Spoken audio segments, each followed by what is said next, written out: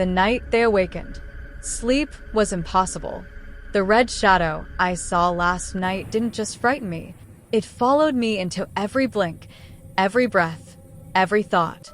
When the sun finally rose, I opened my eyes slowly and instantly wished I hadn't. My window was covered in red handprints. Not old, not dusty. Fresh. Vet. Sliding downward like something had pressed its face and hands against the glass. Watching. I live on the 7th floor. My chest tightened. Whatever left those prints wasn't human. Then, a slow tapping sound began from the glass. Top. Top. Top. Like a finger, knocking gently. Calling me. I froze. My breath shallow. The tapping grew louder and faster until suddenly it stopped. Dead silence. But something told me it hadn't left. I grabbed my keys and rushed outside my apartment. The hall that breathes. The hallway was colder than usual. A strange heaviness hung in the air, as if the entire corridor was slowly inhaling and exhaling. Then I noticed it. The walls were wet, not leaking, but sweating. Lines of moisture crawling down the wallpaper like veins. A faint dripping sound echoed above me. I looked up. Footprints. Red. Deep. Walking across the ceiling. But nothing was there. Just the prints. As if an invisible creature was walking upside down. My heartbeat slammed in my ears. And then I heard a voice. "You shouldn't be here." I spun around. Mrs. Faridas stood behind me. But today, she wasn't calm. She wasn't mysterious. She was terrified. Her eyes darted left and right, her hands shaking violently. "Mrs. Farida, what is happening in this building?" She didn't answer my question. Instead, she grabbed my wrist tightly. "Adam, listen to me very carefully. This building doesn't haunt people. It keeps them." I swallowed hard. "What do you mean?" Her voice dropped to a trembling whisper. "Someone died here. Someone who refused to leave. Now it needs a replacement." My stomach twisted. A replacement for who? She closed her eyes for a moment, as if saying it out loud would bring something closer. Then she whispered, "For itself."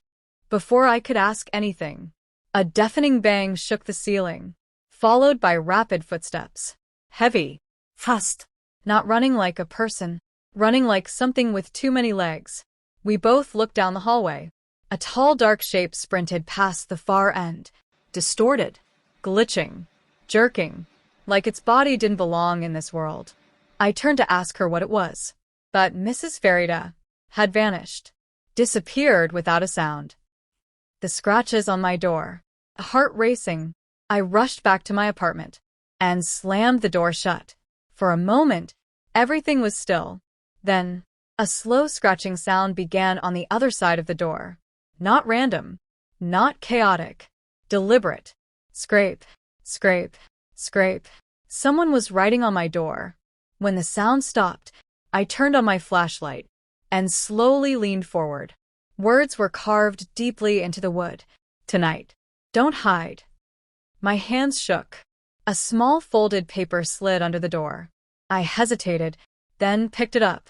The paper was warm, almost like it had been held by something alive. I unfolded it. When the red light stops flickering, that means it's already inside your apartment. My chest tightened, because the red glow outside my window, that strange, pulsating, breathing light, stopped. Instantly. Completely. The room fell into absolute darkness. No flique. No movement. Nothing. Just silence. And then, a soft breath. Touched the back of my neck. Cold.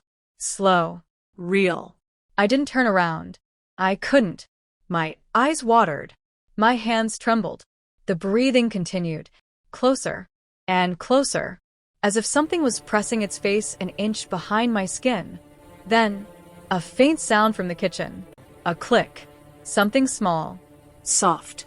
I forced myself to move, step by step, toward the kitchen doorway. The refrigerator door was open. Just a crack. A faint cold breeze swept across the floor. I slowly reached out and opened it wider. Inside, no food, No drinks. only emptiness. But taped on the back wall was a new note with my name on it. My fingers trembled as I pulled it free. The message was short. Something is missing. Find it before tomorrow night, or it will find you first. Suddenly, every light in my apartment turned on at once. Bright. Harsh. Blinding. And in that single flash, I saw it. A tall red shadow, standing silently in the corner of my room. Not moving, not blinking. Watching me. The lights flickered. For half a second. And in that half second, it disappeared. Gone. But the floor, Was wet. footprints, Fresh. leading straight to my bedroom. The last footprint was still dripping. My bedroom door creaked open slowly. Darkness inside. Deep. Silent. Waiting. My breath caught.